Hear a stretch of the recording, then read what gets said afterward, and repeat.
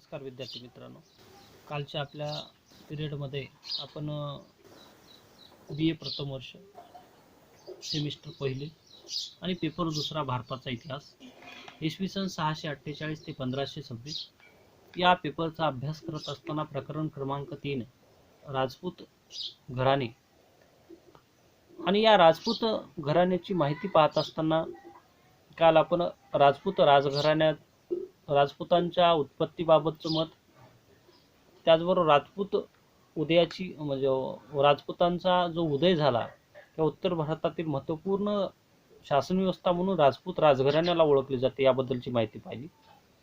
त्याचबरोबर राजपूत राजघराण्यातील महत्त्वपूर्ण राजघराणे आणि त्यामधील गुर्जर प्रतिहार या राजपूत राजघराण्याची माहिती आपण सविस्तरपणे अभ्यासली। आजच्या पिरियडमध्ये आपण ज्या काही राजपूत राजघराण्यातील शासक किंवा जे महत्त्वपूर्ण राजघराणं म्हणून चव्हाण हे राजघराणं याबद्दलची माहिती पाहणार आहोत। तर ज्या काही राजपूत राजघराण्याची माहिती पाहत असताना सर्वप्रथम आपण ज्या राजपूत राजघराणे जे उत्तर भारतातील महत्त्वपूर्ण राजघराणे म्हणून ओळखले जाते त्यामध्ये चव्हाण या राजवंशाला किंवा राजघराण्याला भारतीय इतिहासामध्ये एक महत्त्वपूर्ण स्थान दिलं गेलं आहे। ती बाब म्हणजे दिल्लीच्या चव्हाण वंशीयाचं योगदान हे भारतीय इतिहासामध्ये महत्त्वपूर्ण आहे आणि उत्तर भारताच्या राजकारणातील एक महत्त्वपूर्ण राजघराणं जे राजपूत राजघराणं ज्याला चव्हाण किंवा चहमान सुद्धा म्हणून ओळखलं जातं हे महत्त्वपूर्ण राजघराणं आहे आणि या राजघराण्यातील परमप्रतापी पृथ्वीराज चव्हाण यांची कामगिरी किंवा या शासकामुळे चव्हाण राजवंशाला एक महत्त्वपूर्ण स्थान निर्माण झालं।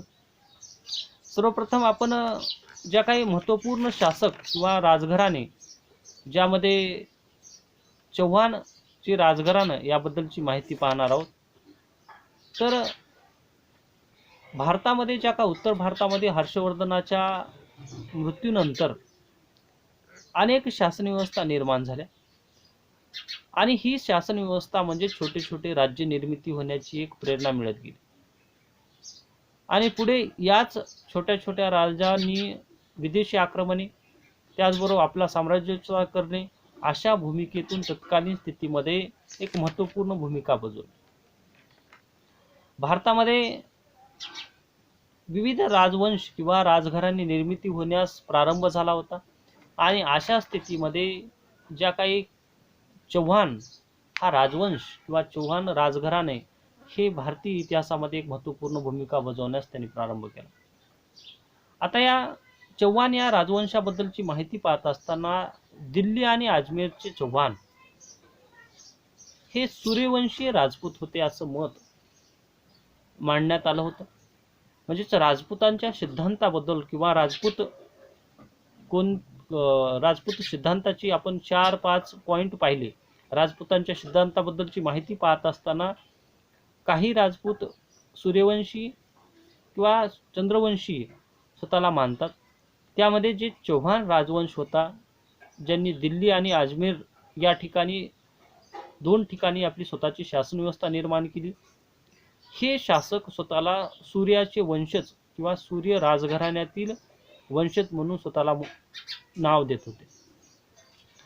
आता ते त्याचबरोबर शाकंभरी नावाच्या ठिकाणावरून त्याला सांबर हे ठिकाण म्हटलं जातं, त्या ठिकाणच्या वास्तव्यावरून त्याला शाकंभरीचे चव्हाण म्हणून सुद्धा ओळखले जाते।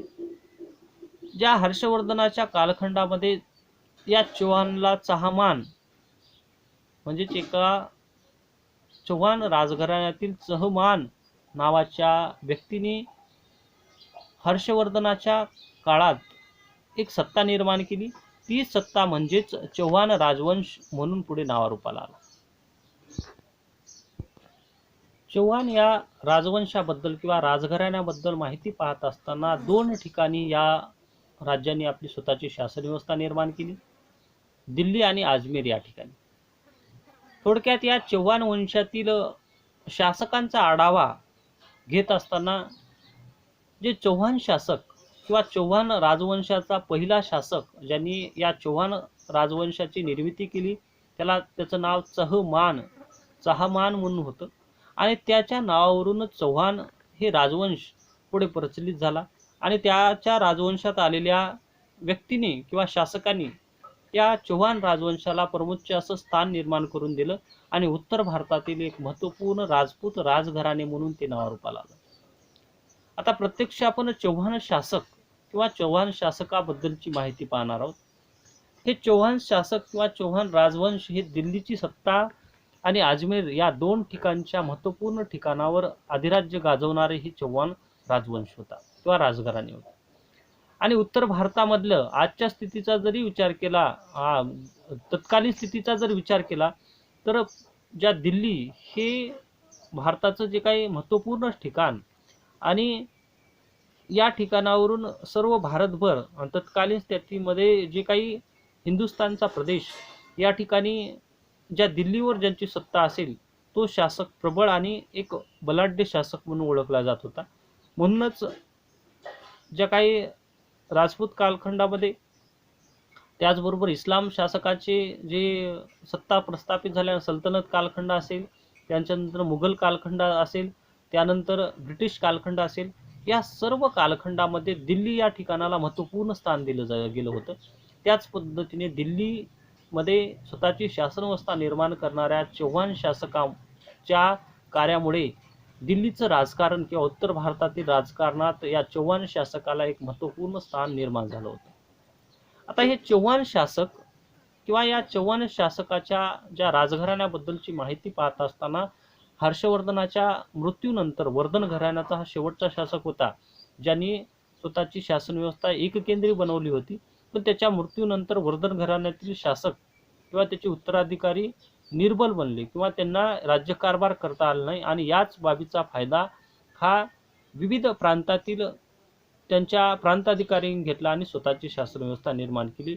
त्याच पद्धतीने एक दिल्लीमध्ये आणि अजमेरमध्ये चौहान वंशीयांची स्थापना ह्या राजपूत लोकांनी करण्यास प्रारंभ केला आणि त्यामधला दिल्लीचे आणि अजमेरचे चौहान म्हणून ओळखले जातात. आता या चौहान शासकाबद्दलची माहिती पाहत असताना वासुदेव हा चौहान वंशातील पहिला शासक समजला जातो. आणि या शासकाने त्या शासकानंतर अजयराज चहमान या शासकाने अजमेरचा प्रदेश जिंकून घेतला. त्यानंतर बिसलदेव नावाच्या एका व्यक्तीने दिल्ली जिंकून घेतली. म्हणजेच चहमान हा प्रथम शासक होता.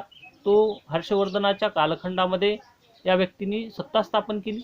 पण या वंशजातला वास्तविक जो पहिला शासक म्हणून वासुदेव याला ओळखलं जातं. चहमान या शासकाने वर्धन घराण्याच्या शासन काळातच स्वतःची शासन व्यवस्था निर्माण केली. पण वासुदेव या चौहान वंशातील पहिल्या शासकाने स्वतःची एक बलाढ्य शासन व्यवस्था निर्माण करण्यासाठी प्रारंभ केला. आणि त्याच्या मृत्यूनंतर अजयराज चहमान या शासकाने अजमेर नावाचं ठिकाण हे पूर्णपणे विजय मिळवून घेतला. त्यानंतर त्याच्यानंतर आलेला शासक म्हणजे बिसलदेव यांनी दिल्लीचा प्रदेश जिंकून घेतला. त्यामुळे चौहान शासकातले जे वंशज होते, काही शासक दिल्लीमध्ये आणि काही शासकांनी अजमेरचा प्रदेश स्वतःच्या नियंत्रणाखाली प्रस्थापित केला आणि त्या ठिकाणाहून राज्य करण्यास प्रारंभ केला. हा बिसलदेव जो शासक होता हा विद्वानांना, त्याचबरोबर जे काही कलावंत, विद्वान आणि साहित्यिक लोक जे पंडित असतील यांना राजाश्रय देणारा आणि या बाबीला प्रोत्साहन देणारा शासक म्हणून ओळखला जातो. आणि या बिसलदेवानंतर, याच्या मृत्यूनंतर त्याचा भाचा जो पृथ्वीराज चौहान म्हणून ओळखला जातो, जो भारतीय इतिहासामध्ये एक महत्त्वपूर्ण भूमिका त्यांनी बजावली होती, त्या शासक म्हणजेच बिसलदेवानंतर त्याचा भाचा पृथ्वीराज चौहान हा राजगादीवर विराजमान झाला चौहान वंशाचा. आणि चौहान वंशाची माहिती पाहत असताना पृथ्वीराज चौहान यांचं महत्त्वपूर्ण स्थान या चौहान शासकामध्ये दिलं जातं. आता चौहान वंशातील एक कर्तबगार मुत्सद्दी शासक म्हणून पृथ्वीराज चौहानला ओळखलं जातं. या पृथ्वीराज चव्हाण बद्दलची माहिती पाहत असताना हा विद्वानाचा फार मोठा आश्रयदाता चाहता, त्याचबरोबर त्यामुळेच पृथ्वीराज रासो हा ग्रंथ त्याच्या राजदरबारामधला असणारा एक लेखक चंदबर दाई यांनी आपल्या अथक परिश्रमाने तत्कालीन स्थितीचं वर्णन या पृथ्वीराज रासो या ग्रंथामध्ये केलं. त्यामुळेच चव्हाण शासकांची माहिती, त्याचबरोबर चव्हाण शासकाशी झालेला इतर शासकाशी संघर्ष हा पृथ्वीराज रासो या ग्रंथाच्या माध्यमातून मांडण्यात येऊ लागला. त्यामुळे मुस्लिमांच्या विरोधात जे काय पृथ्वीराज चव्हाणांची भूमिका किती महत्त्वपूर्ण होती, किंवा विदेशी शासक जे भारतामध्ये येऊन भारतीय जे प्रांतातील ज्या सत्ता होत्या त्या नष्ट करून स्वतःची शासन व्यवस्था निर्माण करण्याची जी भूमिका त्यांनी निर्माण केली होती, त्या सर्व सत्तेबद्दलची माहिती पृथ्वीराज रासो या ग्रंथामध्ये चंदबरदाई या लेखकाने तत्कालीन स्थितीमध्ये मांडण्याचं काम केलं. त्यामध्ये पृथ्वीराज चव्हाण आणि कनौजचा शासक जयचंद राठोड, ज्या काही कनौजचा जो शासक जयचंद राठोड याच्यामध्ये एक वाद निर्माण झाला, आणि तत्कालीन स्थितीमध्ये ज्या काही जयचंद, ज्याला गहडवाल शासक म्हणून ओळखला जातो, त्यालाच जयचंद राठोड म्हणून सुद्धा ओळखलं जातं, हा विजयचंद्रचा पुत्र होता जयचंद राठोड. आणि गहडवाल वंशातील कर्तबगार शासक म्हणून एक जयचंदचा उल्लेख केला जातो. आणि या गहडवाल शासक जयचंद राठोड यांनी चंदेल चव्हाण यांच्यासोबत सतत युद्ध मोहिमा काढण्याचं काम केलं. पूर्वेला गया असेल पासून बनारसपर्यंतचा प्रदेश जयचंदच्या राज्यामध्ये समाविष्ट होता. आणि पृथ्वीराज चव्हाण जो चव्हाण शासकाचा राजा आणि जयचंद राठोड जो गहडवाल शासक म्हणून ओळखला जात होता, यांच्यामध्ये एका कारणामुळे वाद किंवा एक भांडण निर्माण झालं. त्याचं कारण म्हणजे त्यातून पृथ्वीराज चव्हाण जो चव्हाण राजघराण्यातील कर्तबगार शासक म्हणून ओळखला जात होता, त्यांनी जयचंद राठोडची मुलगी जी संयोगिता म्हणून ओळखली जात होती, या मुलीचं अपहरण केलं. आणि पृथ्वीराजने वेषांतर करून जी संयोगिता, जी जयचंद राठोडची मुलगी, या मुलीला स्वयंवरातून तत्कालीन स्थितीमध्ये पृथ्वीराज रासोने जयचंद राठोडची मुलगी संयोगिता तिचं अपहरण केलं. आणि या अपहरणामुळे एखाद्या लग्न समारंभामधून एखाद्या मुलीला घेऊन जाणं हे वडिलांसाठी खूप मोठी एक प्रतिष्ठेची बाब राहते. आणि त्याच पद्धतीने या बाबीमुळे पृथ्वीराज चव्हाण आणि जयचंद राठोड यांच्यामध्ये संघर्षाची पार्श्वभूमी निर्माण झाली. आणि पृथ्वीराज चव्हाणचा पूर्णपणे पराभव करण्याची एक महत्त्वाकांक्षा घेऊन जयचंद राठोडने सतत पृथ्वीराज चव्हाणवर आक्रमण करण्याचा प्रयत्न केला. आणि अशी एक संघर्षाची पार्श्वभूमी निर्माण झाली. आणि ज्या पृथ्वीराज चव्हाणने जयचंद राठोडची मुलगी संयोगिता हिला स्वयंवरातून लग्न समारंभातून पळवून आणलं आणि तिच्याशी विवाह केला, त्यामुळे जो वाद किंवा एक वितुष्ट असं वातावरण निर्माण झाल्यानंतर या सर्व बाबीचा फायदा तत्कालीन स्थितीमध्ये एक विदेशी शासक जो मोहम्मद घोरी म्हणून ओळखला जात होता, यांनी भारतावर आक्रमण करण्याची भूमिका त्यांनी अंगीकारली. या मोहम्मद घोरी अगोदर ज्या मोहम्मद गजनीने भारतावर 17 स्वाऱ्या केल्या होत्या, म्हणजे भारतातली जी काही संपत्ती असेल, भारतातील ज्या काही उत्पन्नाचं साधन असेल, आणि भारतामध्ये इस्लाम शासक इस्लाम धर्माचा प्रचार आणि प्रसार करण्यासाठी म्हणून सतत विदेशी आक्रमण होते. मोहम्मद गजनी सारखाच हा मोहम्मद घोरी भारतावर आक्रमण करणे, भारतामध्ये सत्ता प्रस्थापित करणे, इस्लाम धर्माचा प्रसार करणे, या ठिकाणची संपत्ती मिळवणे, अशा या सर्व ध्येय धोरणातून त्यांनी भारतावर आक्रमण करण्याचा एक निर्णय घेतला. आणि अशा परिस्थितीमध्ये जो चव्हाण वंशीय राजा, जो दिल्लीचा शासक पृथ्वीराज चव्हाण, आणि त्याच कालखंडातील समकालीन शासक म्हणजे जयचंद राठोड या दोघांमध्ये एक वाद निर्माण झाला होता. आणि या वादाचाच परिणाम म्हणजेच पृथ्वीराज चव्हाण विरुद्ध जयचंद राठोडने मोहम्मद घोरीला एक पाठिंबा देण्याचं काम केलं. आणि ज्या वेळेस पृथ्वीराज चव्हाण विरुद्ध मोहम्मद घोरी यांनी इसवी सन 1191 मध्ये जेव्हा पृथ्वीराज चव्हाणवर आक्रमण करण्याचा प्रयत्न केला, आणि तीच बाब म्हणजे तराईंची पहिली लढाई जी मोहम्मद घोरी आणि पृथ्वीराज चव्हाण यांच्यामध्ये झाली.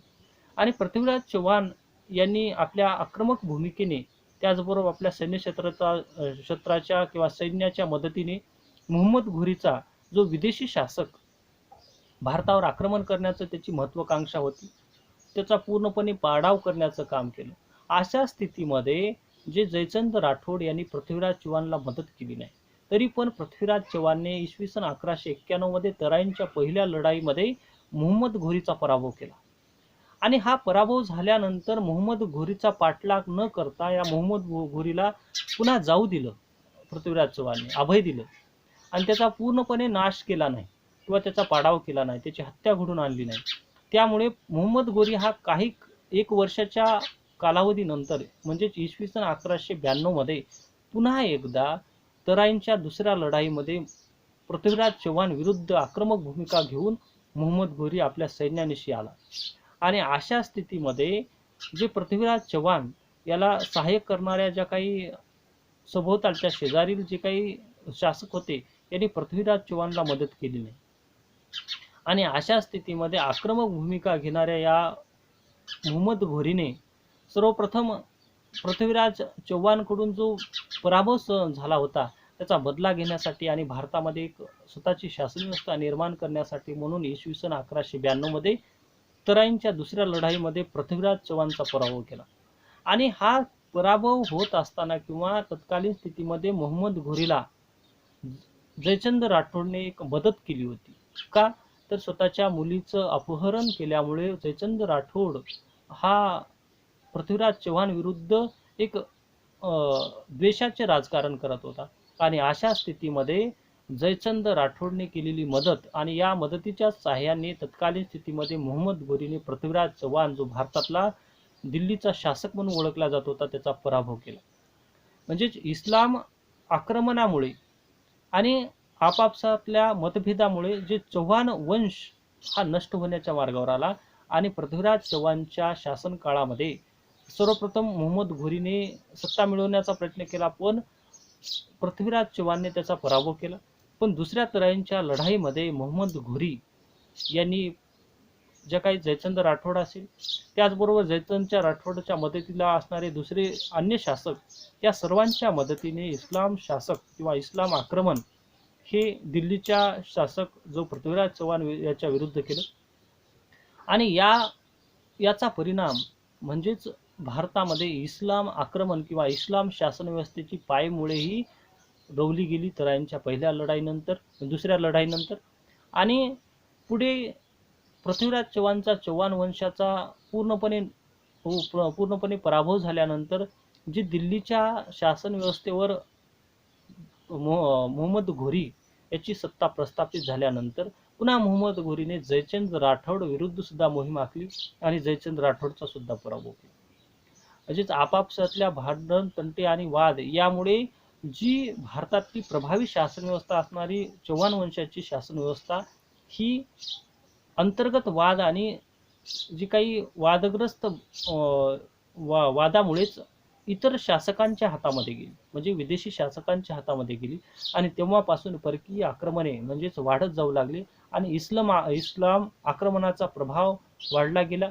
आणि भारतातल्या महत्त्वपूर्ण ठिकाण जे दिल्लीचं ठिकाण जे चव्हाण वंशाची प्रभावी शासन व्यवस्था होती त्या शासन व्यवस्थेवर मोहम्मद घोरीचा एक विजय झाला आणि त्यांनी स्वतःची शासन व्यवस्था निर्माण केली. आणि त्यापुढे एक पद्धतीने सल्तनत घराणे, त्याच्यानंतर मुघल घराणे हे भारतावर म्हणजे हिंदुस्थानावर एक सत्ता प्रस्थापित करण्याचं काम तत्कालीन स्थितीमध्ये केलं. म्हणजेच 1191 मध्ये झालेली तराईन लढाई ही इस्लाम सत्तेची पाया रोवण्याचं काम या पृथ्वीराज चव्हाणच्या शासन काळामध्ये झालं. सर्वप्रथम पृथ्वीराज चव्हाणने पराभव केला, परंतु दुसऱ्या लढाईमध्ये तराईंच्या दुसऱ्या लढाई 1192 मध्ये पृथ्वीराज चव्हाणचा पराभव करून इस्लाम शासक कर्ते हे नावारूपास आले. यावरून समजतं की जे चव्हाण राजघराणं हे किती महत्त्वपूर्ण राजघराणं होतं, ज्यांनी इस्लाम शासक कर्ते मोहम्मद घोरीचा पराभव सर्वप्रथम केला आणि भारतावर येणारे आणि चव्हाण राजवंशावर येणारं आक्रमण परतून लावण्याचं काम केलं. अशा प्रकारचा हा चव्हाण राजवंश याबद्दलची माहिती आजच्या पिरियडमध्ये आपण पूर्ण पाहिली. तर उत्तर भारतातील जे चव्हाण वंशीय राजे, पहिला राजा वासुदेव हा चव्हाण वंशाचा पहिला राजा समजला जातो. त्यानंतर अजयराज चव्हाण यांनी अजमेर हे ठिकाण जिंकून घेतलं. त्याच्यानंतर बिसलदेव यांनी दिल्ली जिंकून घेतलं. अजमेर आणि दिल्ली या दोन ठिकाणी स्वतंत्र अशी चव्हाण वंशाच्या शाखा निर्माण झाल्या.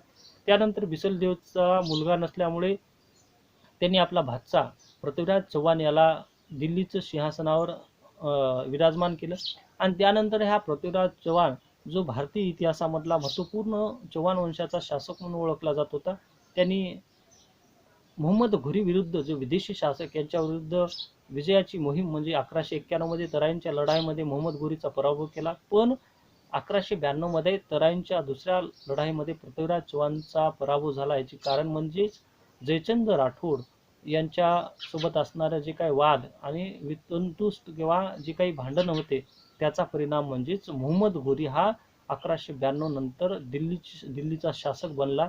तेव्हापासून इस्लाम शासक करते भारतामध्ये एक सत्तेचं मूळ पाया रचला गेला. की आजच्या पिरियडमध्ये आपण सविस्तरपणे माहिती पाहिली. तर उद्याच्या पिरियडमध्ये आपण जो राजपूत घराणे प्रकरण क्रमांक 3 यामधल्या चव्हाण वंशाची आज माहिती पाहिली. उद्याच्या पिरियडमध्ये सोलंकी किंवा त्याला सोळंकी म्हणूनही ओळखलं जातं, या राजसत्तेबद्दल किंवा राजपूत घराण्याबद्दलची माहिती उद्याच्या पिरियडमध्ये पाहणार आहोत.